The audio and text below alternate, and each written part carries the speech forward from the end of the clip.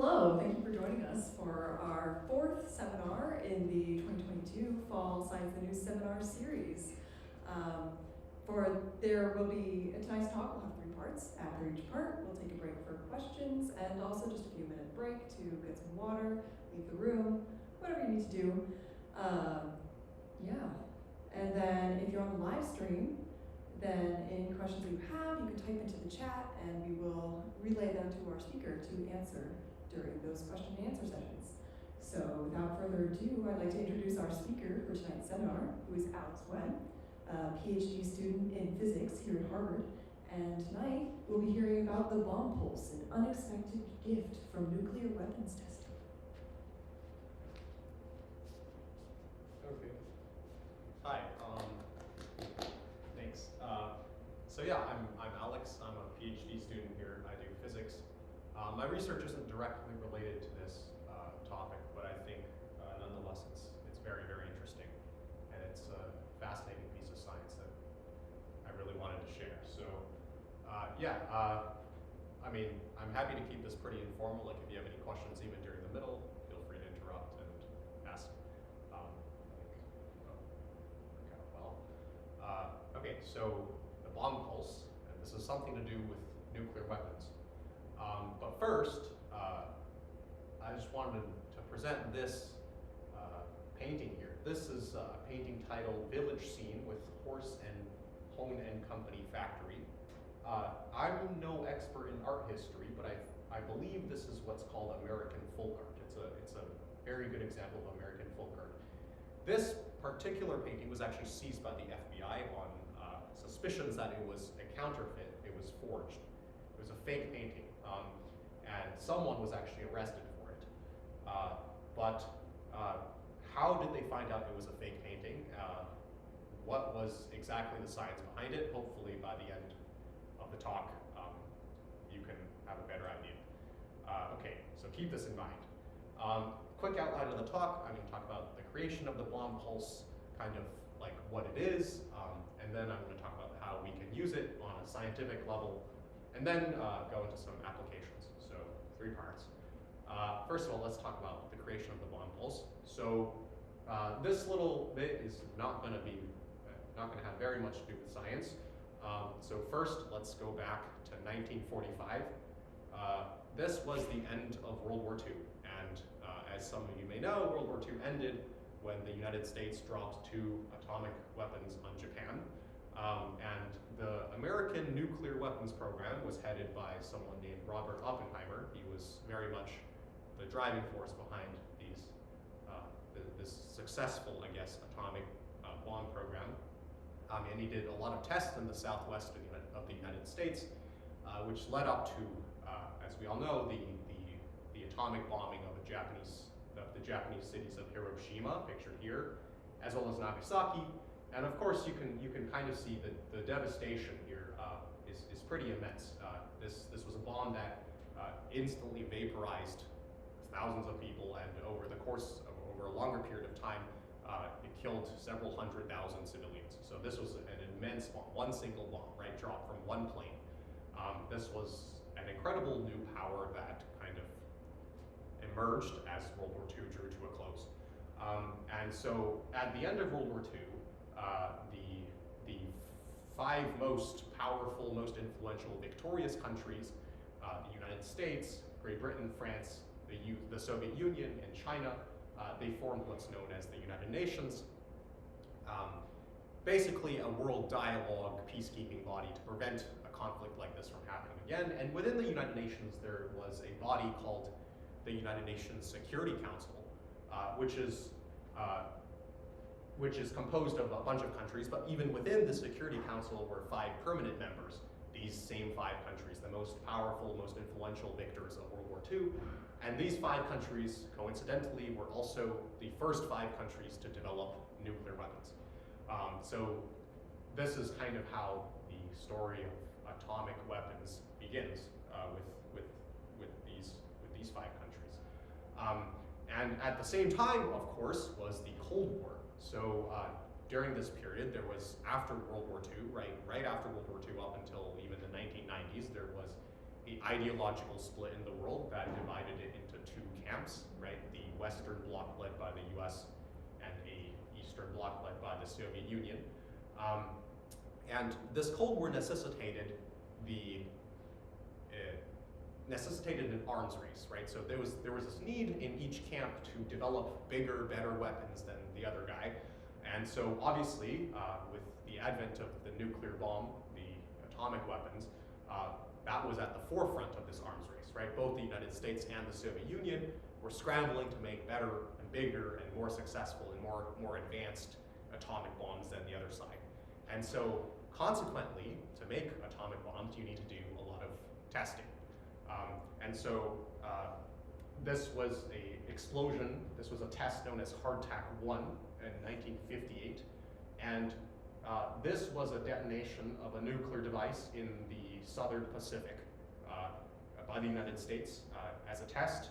This yield had around 9,000 kilotons of TNT. And what that basically means is if you take 9,000 kilotons or 9 million tons of TNT, normal TNT explosive, and detonated it, that's the amount of explosive force that this single atomic bomb caused.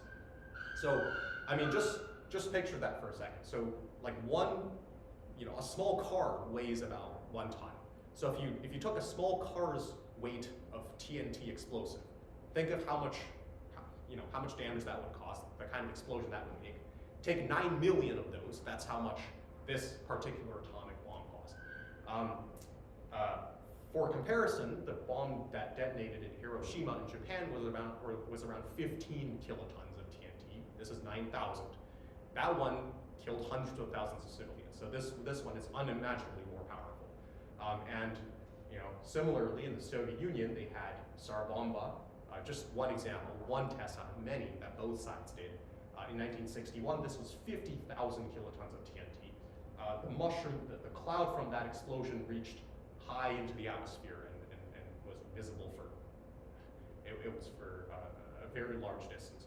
This was the biggest atomic explosion, I believe, that was ever detonated by mankind. So from the end of World War II, we saw the advent of nuclear weapons, and during the 1950s, the testing of these nuclear weapons began to accelerate. And up until the early 1960s, there was a very, very large amount of atomic tests, hundreds of tests from both sides, both the United States and the Soviet Union primarily. And so in 1963, something important happened. So this is around 15 to less than 20 years after World War II ended. This was when the Limited Test Ban Treaty, or LTBT, was signed. Basically, this was a treaty between the countries pictured in green, modern countries, but at the time, principally between the United States and the Soviet Union. It was a treaty where everyone agreed to stop nuclear testing above ground and on the water. So this treaty meant that a lot of this nuclear weapons testing it basically stopped in 1963. Now, obviously, there were smaller detonations, there were detonations from other countries, but by and large, 1963, we did not see the insane volume of nuclear explosions that we saw leading up in the 1950s and in the early 1960s. Right? Okay. So yeah, just label the two countries. So let's talk a little bit now about the atmosphere and what all that nuclear explosion did to the atmosphere. So normally in the atmosphere is a blanket of gas that surrounds the Earth. Yeah, go ahead. I have a quick question. Sure. You say it can be a little bit informal, so I have this question. Yeah. So, in those testing, there is 2 types of atomic bombs. Yes. There is the hydrogen, and the uranium. Yeah. Where is fusion and fission. Yeah, that's right. So, when doing those testings, this is any kind of, they started with fusion, and then they went to fission, which are more powerful. So did any of those change into that more powerful bomb? Just change something in that treaty, for example? So I'm not aware of anything with the treaty specifically. I think the treaty covered just atomic tests in general. Okay. Yeah, you're right. It is a distinction between the specific types of bombs. But I think for our purposes, the fact of the matter is it was just a very large explosion in nature. That's what caused most of the things we care about.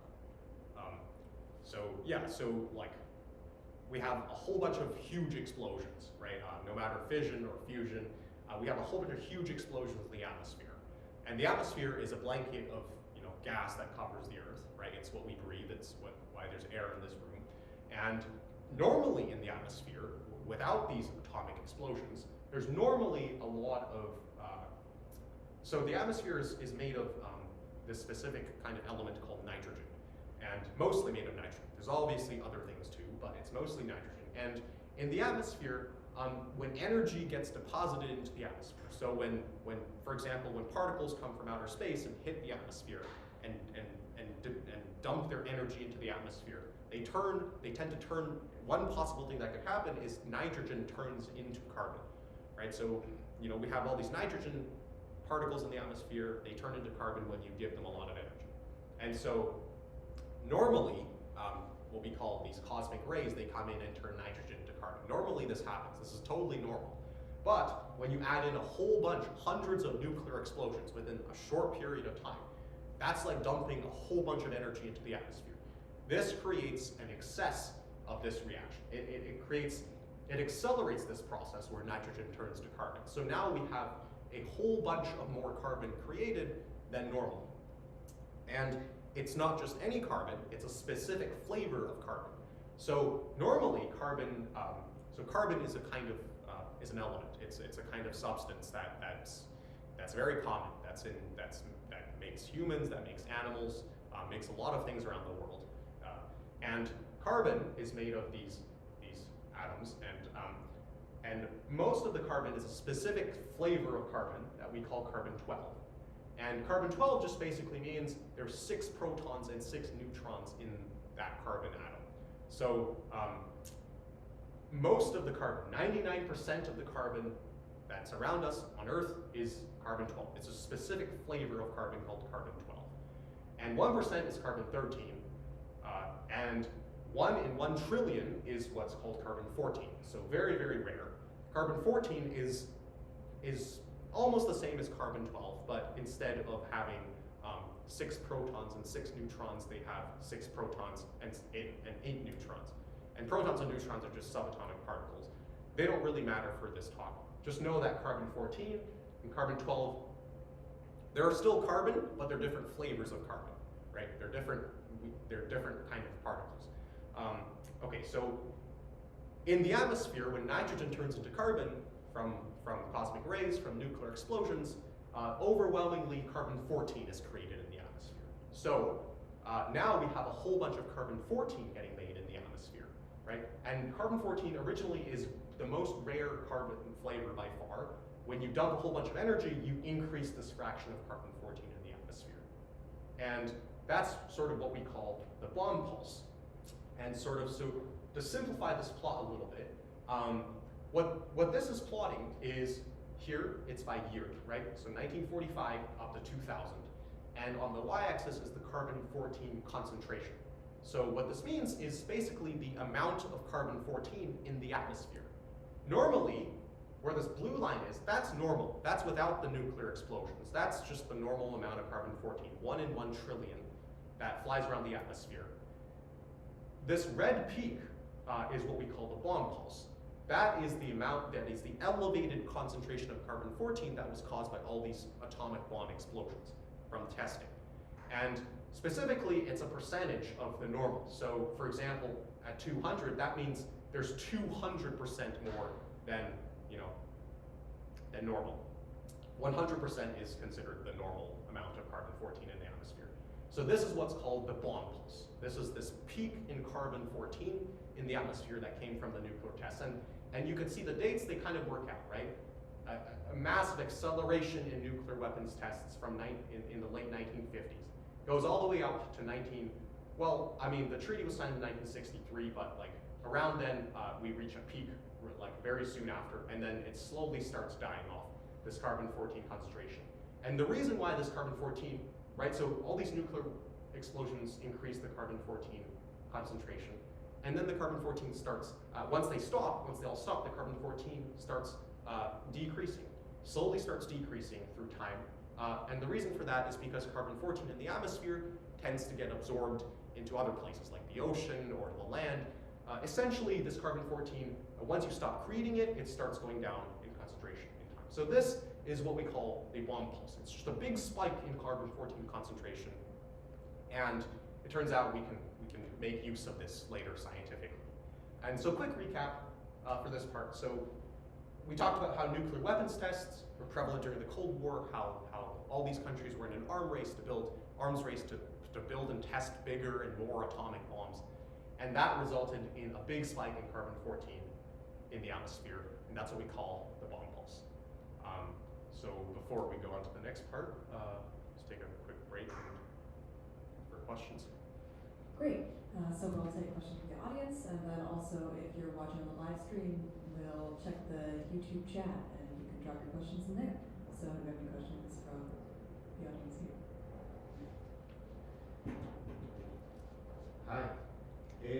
Just a quick comment. I have some questions, but a quick comment.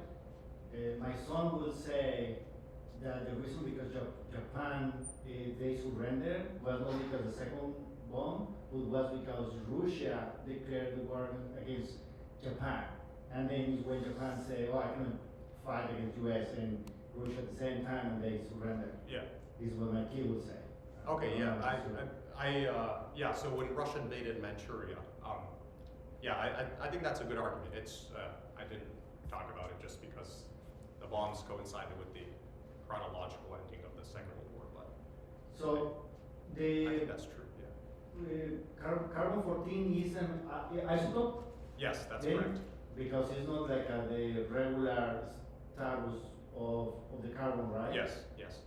And, for example, when these bombs were detonated in the atmosphere, so they created this carbon-14 in those areas when was the detonation? Yes. So, for example, if North Korea detonate bombs underground, that is not going to generate the same amount of carbon-14 because it's underground instead of being in the atmosphere?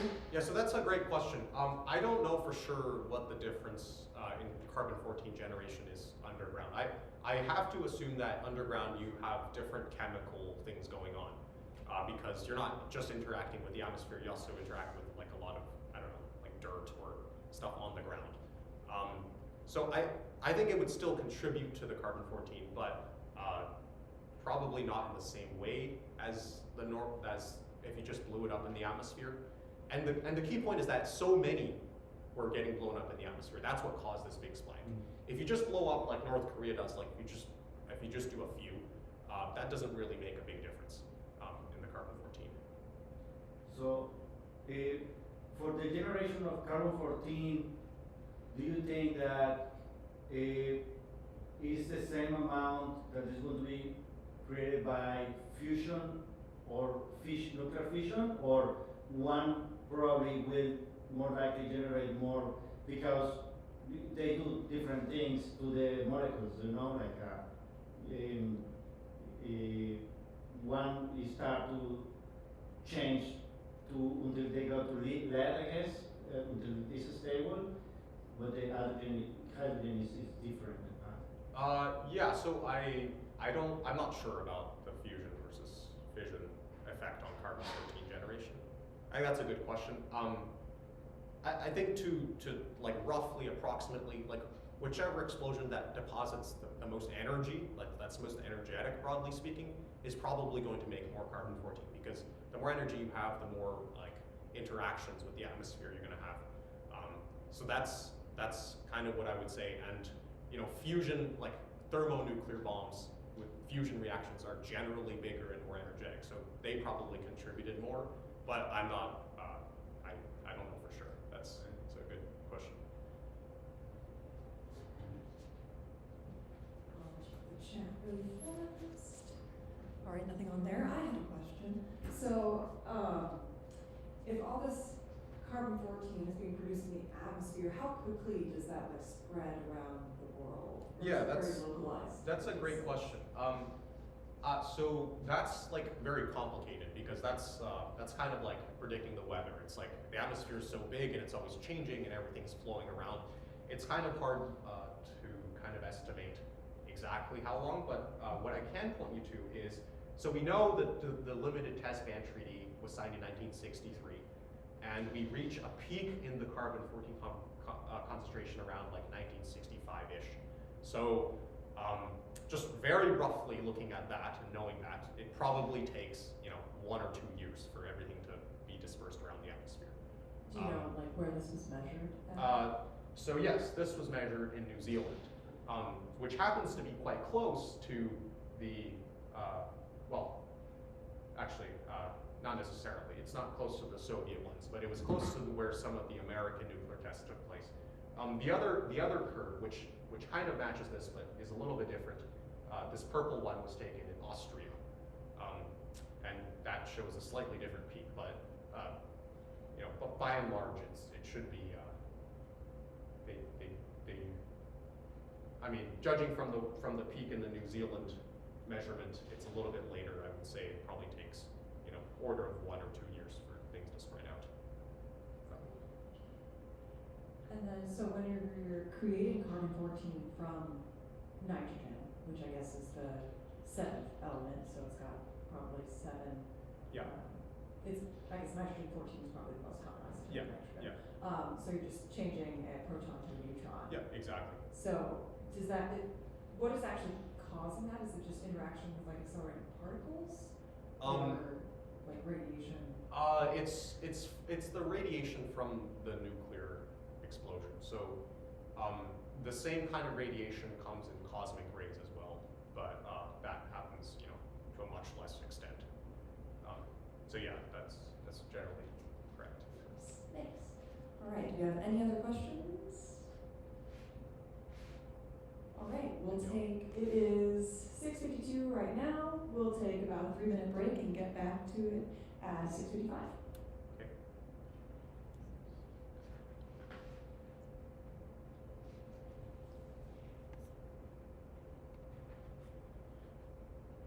Get started. All right, it is 6:55 now, so we'll get started with the second part. Okay, great. Okay, so great. Now we kind of know basically all the takeaway is that there's a big spike in carbon-14 and in the atmosphere. So now what happens? Well, we have this spike, right? And now let's see what happens to the rest of the Earth after we dump a whole bunch of carbon-14 in the atmosphere. So this is a picture of the Earth, and the green parts are where there's a lot of trees. There's a lot of forest, and what this is meant to represent is basically the biosphere. And the biosphere of the Earth is all the living things on the surface of the Earth.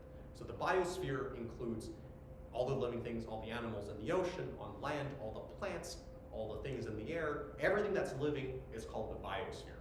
Okay, and so in the biosphere, what happens is carbon also goes into the biosphere. So remember, we just from the nuclear weapons tests, we have a whole bunch of carbon in the atmosphere, and carbon starts spread around everywhere into the biosphere, into all living things, into the ocean, on land, into plants, into animals, through what's called the carbon cycle.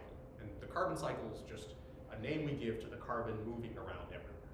And so this might be a bit of a confusing diagram, so let's just take an example of what typically tends to happen. So let's say we have a lot of carbon in the atmosphere. It starts off here, and let's say it starts to rain. And so some of that carbon goes into the water, and it rains down, and that, remember, if carbon goes, carbon-14 also goes, because carbon-14 is part of the carbon, right? So carbon-14 goes from the rain onto the land, and maybe the water then runs into the ocean, right? You rain on land and it goes into the river, into the ocean. Maybe in the ocean, some fish, that goes into some fish. Now the fish have the carbon-14. Maybe the fish dies, and it ends up as fertilizer, and the fertilizer that the farmers use and the farmer puts the fertilizer into the field where there's crops, and now the carbon-14's in the crops. And maybe animals eat those crops, maybe that's for feeding cows, then the carbon-14's in the cows. And then maybe finally, humans, we eat the animals, we eat the crops that are grown, now the carbon-14's in the humans. So the takeaway is that carbon spreads around on the Earth's surface throughout all the living things, because just because things are so interconnected and how quickly things move on the Earth's surface, with water, with air, with animals, with plants. And so carbon-14 is now in our favorite animal, the humans. And even further, right, how does carbon-14 get into humans? Well, we eat things, we breathe, right? All of these things, it's called interacting with your environment, right? We're humans, we will touch the environment, we eat the environment, we breathe the environment, right? So sort of whatever's in the environment will get inside of the humans, right? Including this carbon-14, including this, if there's a higher concentration of carbon-14 in the environment, then that's going to get into the humans too. And in humans, there's what's known as a circulatory system, or just the blood and blood vessels that gets, that spreads around your body. And so if it's in the human, the carbon-14 is going to start spreading all around you, right, inside. The point is carbon-14 will start to spread once it's in the biosphere, and it's going to go into most, if not all, animals, plants, all living things, and particularly humans. And in humans, in particular, it'll get spread around by the blood vessels. And so carbon-14 is basically everywhere. Again, just to emphasize, it's not going to just be in the humans, it's going to be in animals, it's going to be in different kinds of cells, it's going to be in plants and animals, plants as well. So speaking of cells, let's go even further and look at cells. So cells are basically the smallest unit of life, right? Humans are made up of trillions of cells. Cells are kind of the smallest thing that can be considered something that's living, that's alive. And so cells are, they're, think of them as, they're tiny living things, right? And humans are made up of them. But cells will reproduce by dividing. So let's say we have one cell. The way cells, make another cell is it splits into two. And now you have two cells. That's how cells work. And that keeps happening, so your cells can keep growing. And throughout this process, right, the cell will, this is what's known as a cell cycle. It grows and grows, and then it divides into two cells, and then it keeps doing that. And cells will grow, and cells, like humans, right, because we're made of cells, cells will also need nutrients, right? So cells consume different kinds of things. They consume things, nutrients called fats. They consume trace nutrients like vitamins and minerals. They consume proteins. They consume water. They consume all of the things basically you consume, right, as food, as water. All of these things are things that you can eat and drink.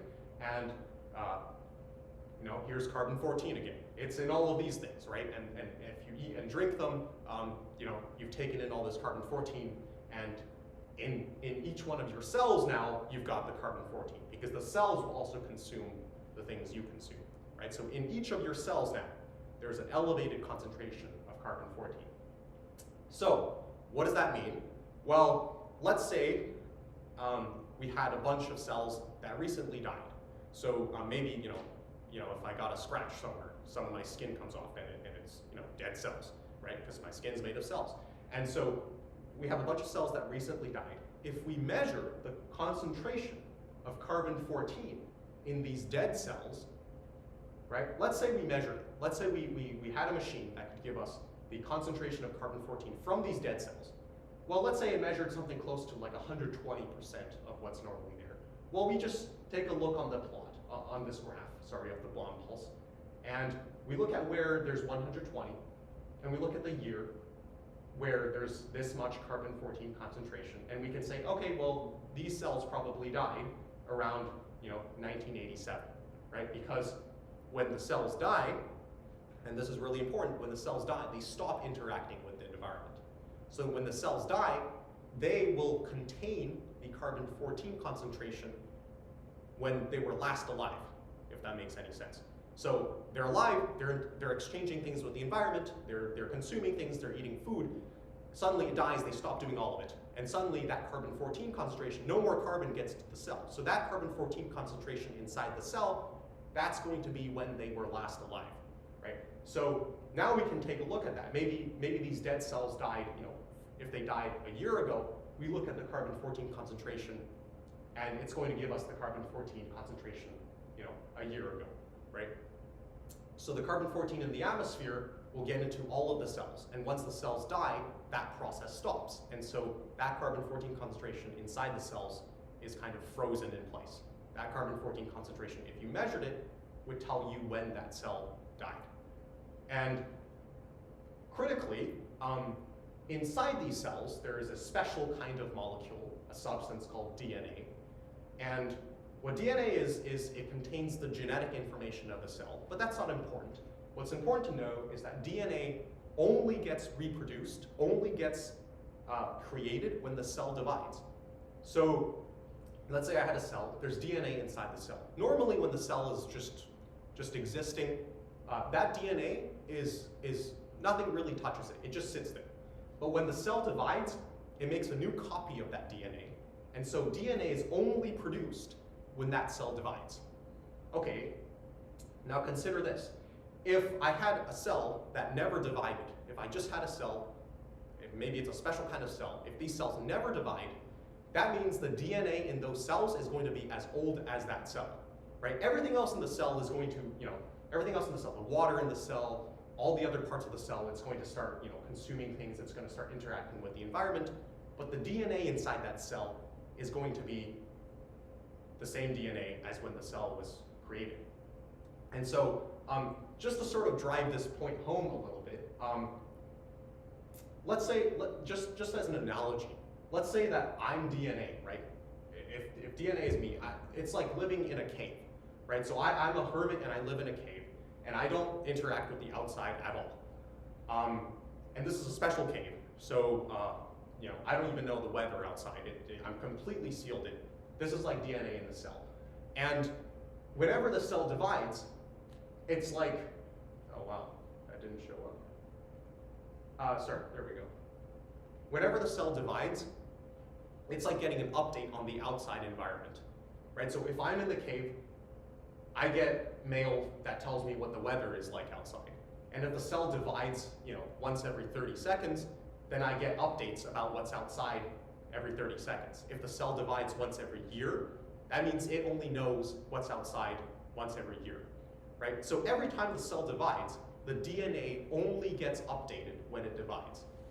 And by updated, I mean the DNA will only get the outside carbon-14 concentration whenever it divides.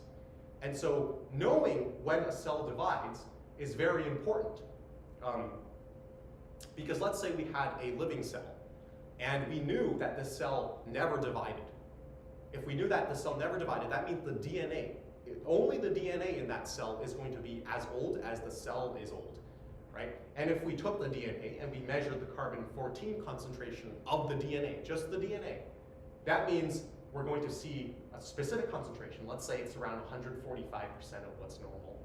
That means that DNA was made in 1972 maybe.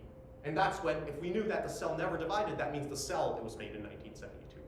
So that's kind of the whole power of looking at the DNA of the cell and seeing what that tells us. Because DNA is very unique. It's not unlike, it's unlike all the other parts of the cell in that the DNA only gets remade when the cell divides, when the cell reproduces.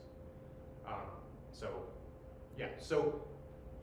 then it gets, so if we look at a human, it becomes kind of complicated, right? Because humans have different kinds of cells on all parts of their body. So let's say if we took some cells from the human stomach, right? Those cells divide very, very rapidly. So if we took the DNA from those cells and we measured the carbon-14 concentration, well, every time it divides, it's going to take the carbon-14 concentration of the time it divided, right? So every time it divides, it's going to get updated with the outside carbon-14 concentration. So if we took the DNA of the stomach cells of the human, then that DNA is going to probably show a carbon-14 concentration that's close to when we measure it, right? Maybe if we measure in 1990, it's going to show a concentration that's close to what it is in 1990, because those cells divide very often. Now, if we took the cells from, maybe the collagen in your bones and joints of the human, those cells don't divide very often at all. Those cells, they don't divide. Maybe they divide once like every few years. So those are going to have they're going to have a different carbon-14 concentration, because when you measure the carbon-14 concentration of the DNA in those cells, that's going to be the concentration of when it last divided, years ago. So that's kind of the whole point of looking at cells, but in particular looking at the DNA within those cells, because the DNA gives us a unique indication of when that cell divided. Okay, so as a quick recap, right? Carbon-14 makes its way into the smallest things, even down to the cells and molecules that make you up, right? Through all these different processes because of how things are connected and how things move. And to find the age of cells, to find when the cell was created or maybe when it died, we need to know, we can measure its carbon-14 concentration and see what the concentration is, and compare it to our pulse, to our curve, and then we can see when that cell was made or when it died. And that's a very simple way of estimating its age. And then, just as a last part, we also need to know what kind of cell it is, right? If we knew additional information about this cell, let's say we knew that it never divided, like I talked about, that means it will, that means if we measure the age of its DNA, then we know the age of the cell, right? So the information about the cell is also very important in estimating its age. So that's the second part. If there's any questions. Yeah. Thank you so much, that's great. So do we have any questions from the audience? And also, as a reminder, if you're watching on the live stream, you can drop your questions into the YouTube chat and we will relay them to our speaker. Yes, I'll take a question. So you're talking about like cosmic rays can also cause carbon-14 concentration to be different. So do like astronauts on like the International Space Station or who've gone to the moon, do some of their cells that have a different carbon-14 concentration because they were in space for some amount of time? Maybe. Yeah, I haven't ever looked into that, but that sounds reasonable. If you kind of leave the atmosphere, then all bets are off, right? Then different things can happen. They are also like shielded with all these.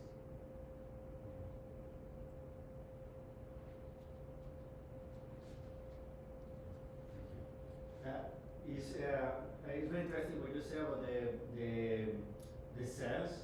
I think it's meiosis process. Yes.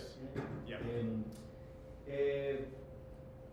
One time asking to a neuroscientist here in a seminar, and I was asking about if it's true that when you play soccer and you hit your head with the soccer ball, Yeah. and then some neurons will die, you will have a deficit of neurons, and he told me that was not true. Okay. Because you can get cancer in the brain. Yeah. But the only place where you don't have cancer is in the heart.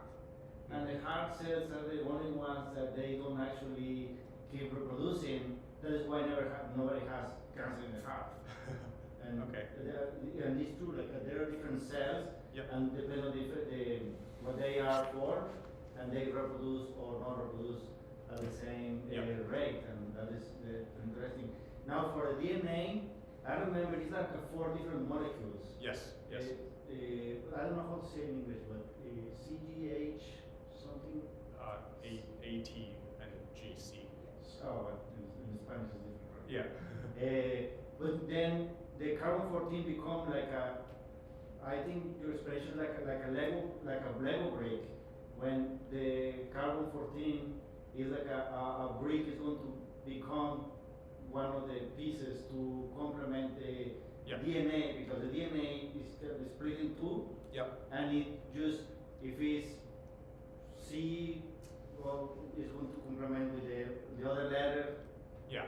So it grabs, in order to build that another complementary, it takes a brick from the carbon-14, and it's when you say, oh, this DNA now Yes. has this kind of breaks. Exactly. in the sequence. Yeah. Okay. Yeah. So yeah, that's mostly right. Yeah. So like, when the DNA like gets reproduced, that means it needs to like get more nutrients from outside, Yeah. and when it does that, that's when it takes in all the carbon 14. Yeah. Yeah. Very good. So I was wondering, like this carbon-14 concentration is ever decreasing now that we're moving away from Yeah. 1963's treaty. Is there going to be an estimated date whenever this concentration is going to reach those normal levels again? Yeah, that's a great question. So I not that I know of. It's probably something like, I don't know, if you did more analysis with the curve, you could probably like do some mathematical modeling and see when it make a prediction, but eventually it will die out. If no more nuclear explosions take place, then it's eventually going to just reach normal levels again. Yeah. And also the trend of the concentration of carbon-14 goes up and then it goes down. Yep. Is there ever any confusion as to if you're just measuring the concentration, maybe it's this day, Yeah. maybe that day? Yeah, good. That's a great question. So there definitely can be confusion, but that's when kind of your knowledge about the cell needs to come into play. So I mean, like Messi wasn't born in like 1960, right? So if you looked at his cells, and they had this level, well then it would have to be here, right, instead of out here, because like the context of where this cell came from kind of helps you decide that.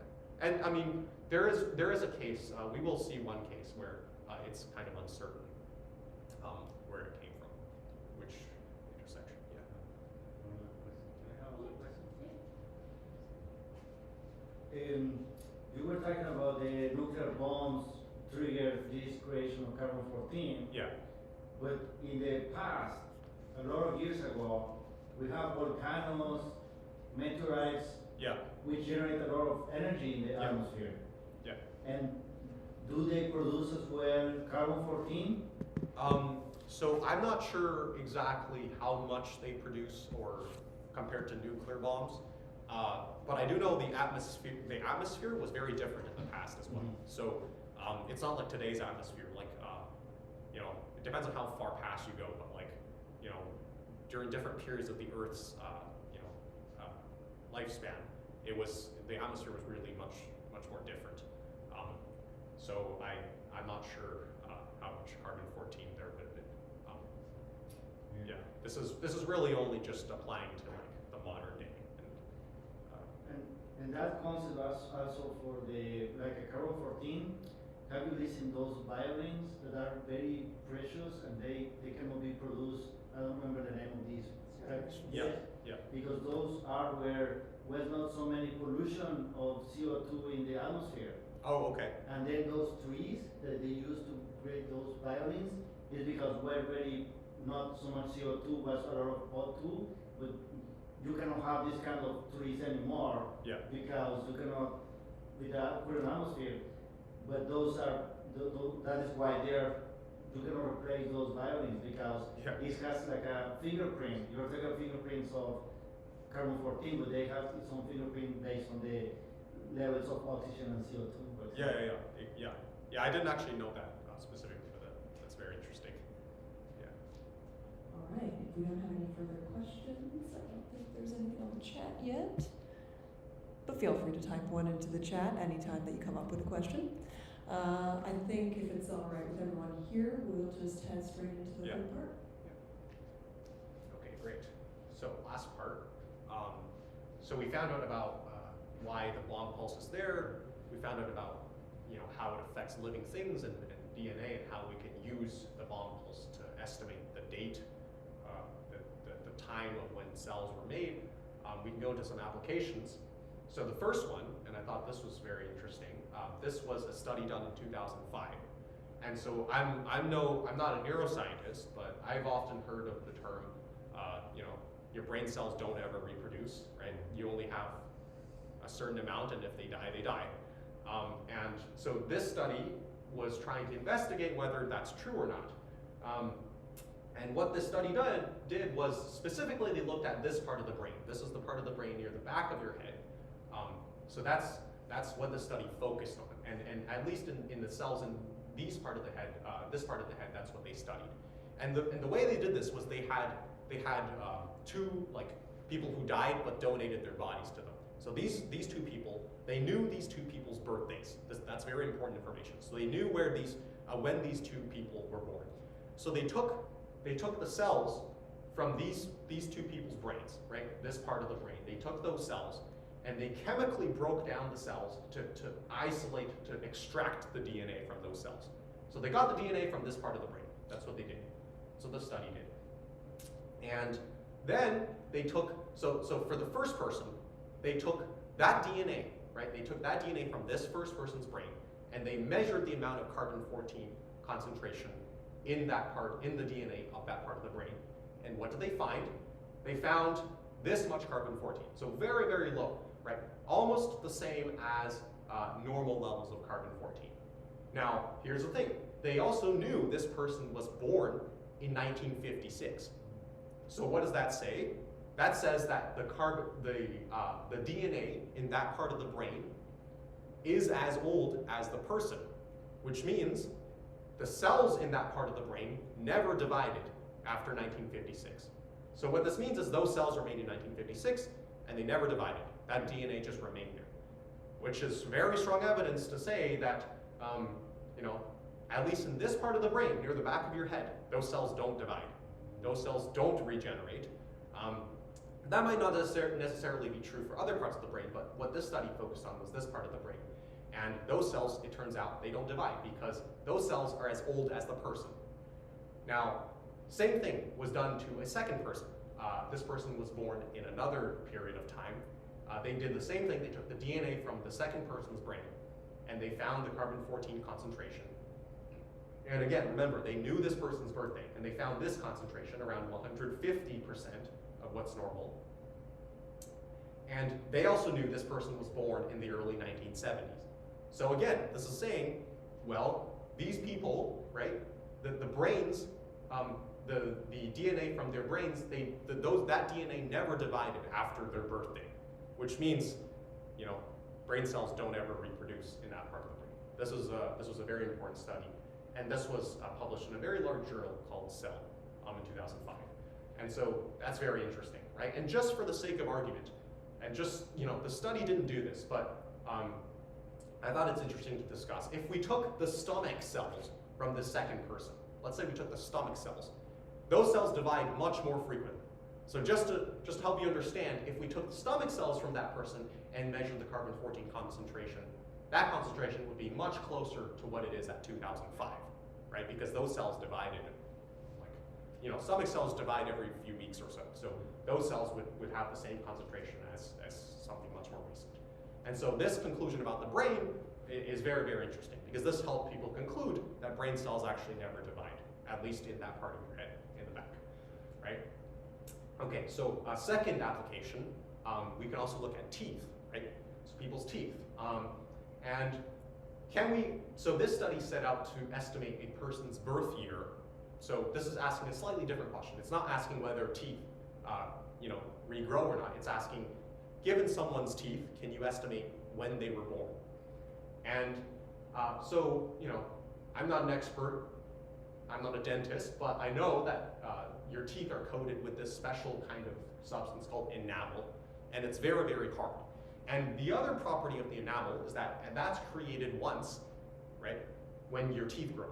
It's never renewed. You have that enamel for the rest of your life. If you destroy it, it's gone, right? That enamel never comes back. And so that's very interesting. That's useful knowledge because now, let's say we had someone and maybe they had a bad tooth and we pulled out their tooth. And let's say, okay, can we guess the age of that person using their tooth, right? So let's take some of their teeth enamel and measure the carbon-14 concentration in their teeth enamel. And what do we measure? Okay, let's say if we measured something, we measured 150% of what's normal, like this amount here. That means that teeth enamel was formed in 1970, right? That doesn't mean the person was born in 1970 because these are adult teeth, right? Your teeth, you know, you have teeth as a kid, and then they fall out, and then they grow back in as an adult teeth.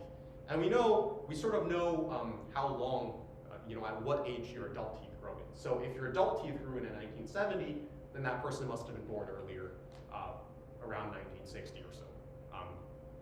So this is a way to estimate people's ages, knowing that your teeth enamel, you know, is formed when your tooth is formed, and that never replenishes. So it's kind of like the opposite question of the last thing with the book, right? And just to prove that this is a great way to estimate, this is a plot from the study. It's on the y-axis. It's the estimated date of birth using the method I just described with the teeth. It's what the researchers guessed, and this is the actual date of birth of the people's teeth, of the people whose the teeth belong to. And on this line, if you're on this line, that means your guess is perfect, right? That means if you predicted 1965 and their actual date of birth was also 1965. So you can see all of the data, all of the studies they did is very close to this line. So that means they did this is like a very good job or this is a very good method of estimating people's ages based on just their teeth. Okay, so good. Okay, so we saw how we can get conclusions from about people's brain cells. We also can see, you know, and the brain study obviously is very interesting because, you know, people don't know whether the brain regrows its cells or not. Doing this with the teeth is also very useful because it could be useful for forensic science. For example, if we had a dead body and we couldn't identify them, and we just had their teeth, well, we could take their teeth, estimate, measure the carbon-14 concentration in their teeth enamel, and then estimate that dead body's year of birth. And that's very useful, right? That's probably very useful for solving the murder case or whatever. So another use for that. Finally, let's go back to the painting I mentioned at the beginning of the talk. Right, it's called Village Scene with Horse and Hone and Company Factory. And importantly, this painting was dated May 5th, 1866, right? So whoever sold this painting, they claimed that it was produced in 1866 by the original painter, Sarah Hone. They claimed this, and well, was it really made in 1866? Well, I guess we can try and find out, right? Well, so what did a group do? They went to this painting and they took a tiny speck of paint from this painting, from the middle of this painting, this white bit here. They took a little bit of paint. It's, you know, the size is here. You can see it's not even a millimeters wide. It's a tiny speck of paint from the painting. And it turns out that the paint that was used is made of organic material, which means the oil in the paint was made from seeds of plants. And we know that those seeds, that oil that came from those seeds should contain, you know, a certain concentration of carbon-14, right? And so what did they do? They took this speck of paint and they measured the carbon-14 concentration in the paint, and they measured it, and it was around 120% of what it is normally. So what does this mean? Well, there's two possibilities, right? If you measure 120%, that means those seeds that made the oil in the paint could have been grown or could have died in 1960, around then, or 1985, around then, right? There's two possibilities here. But remember, that painting, the person claimed it was made in 1866. So no matter what, this proves that the painting was a forgery because, you know, it was clearly, it was made after 1960 for sure. And so, indeed it was. So they actually got the person, the forger, to testify. They arrested this person. They put him on trial. And it was a case called United States versus Robert Lawrence Trotter in 1990. And he confessed to painting this fake in 1985. That's when he used the paint, and they found, they knew from using the bomb pulse dating method that this paint was actually from a much later time period than 1866. So that's a, you know, now we have fraud detection, right? We can even use the bomb pulse to detect which paintings are fake or not. So quick recap, yeah, and so there's a lot of different applications for this bomb pulse, and obviously there's other ones that I didn't mention, and you can sort of see all the fields it spans. Okay, so So I think at the end of the day, I just want to bring it back and just consider. So we went from this, right? Extraordinarily large nuclear explosions, tests for anticipated, Cold War, right?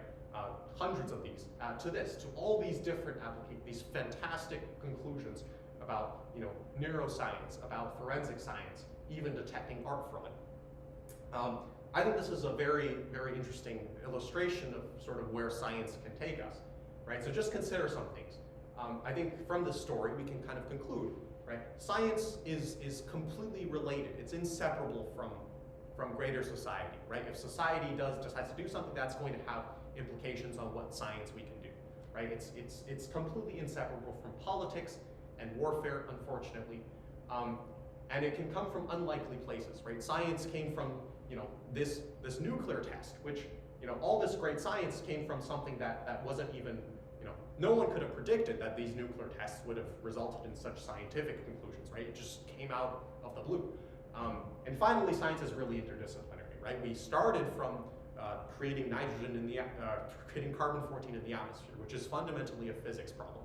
And that morphed into conclusions about neuroscience, about forensic science, about all these things, because we used physics to understand why this carbon-14 was made. Then we used biology and chemistry to understand how the carbon-14 enters the cell and why it enters the cell.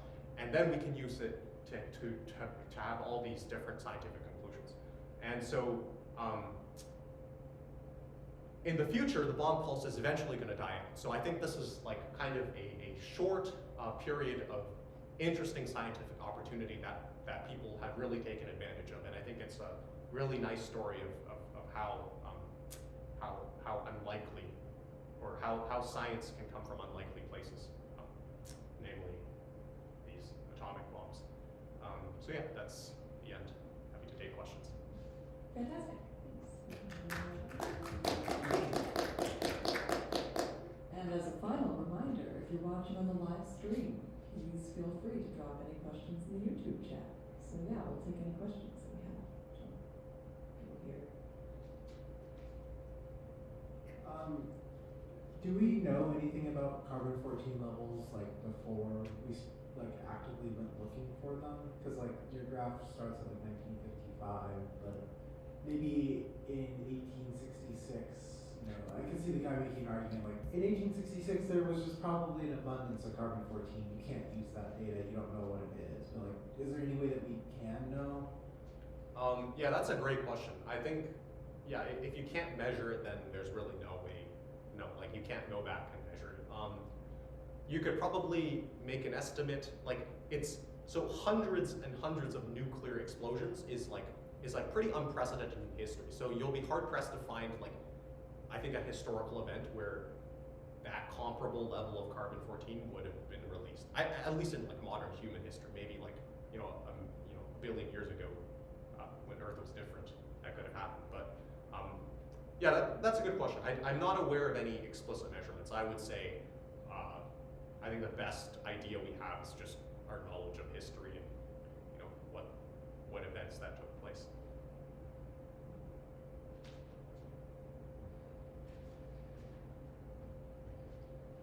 And I remember seeing in the news or newspapers that, for example, they can date somebody's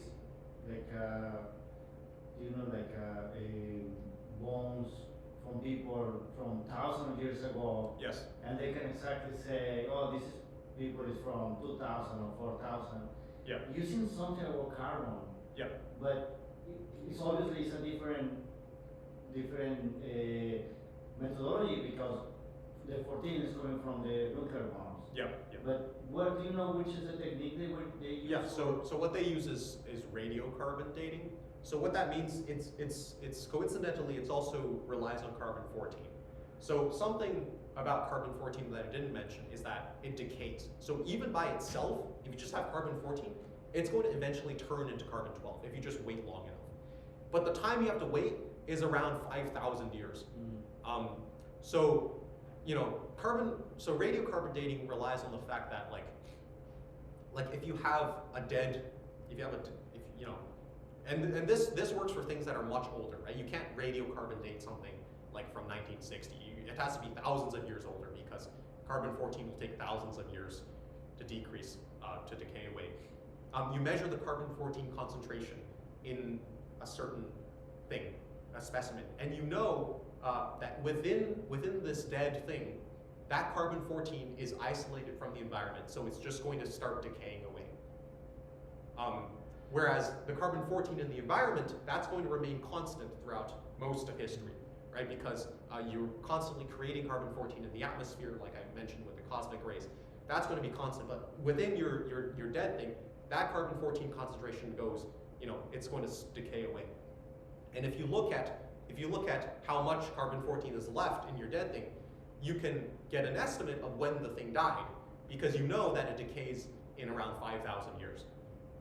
So that's what that does. It's kind of a similar concept, but it's not quite exactly the same. It's useful for dating things like that are much older, like thousands of years old. That's more useful.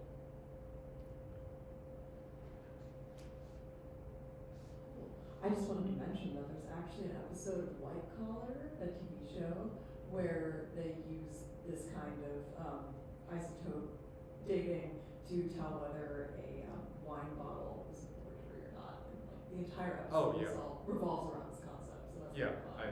That wouldn't surprise me. Yeah, I think it's possible to date a lot of things with this method. Yeah, and then one question that I always like to ask is what really got you interested in this topic? To be honest, I saw someone else give a presentation about this, and I thought it was very, very interesting. So I just did some more research into this myself. That's pretty much it. That's awesome. And then if we have no more questions, then I guess I'll say thank you again. Thank you. Yeah. Great talk. And then that's it. And then we will have one more seminar in a series at the same time next week in the same place. And it'll be a little bit shorter than usual, but I hope to see you and the people on the live stream there.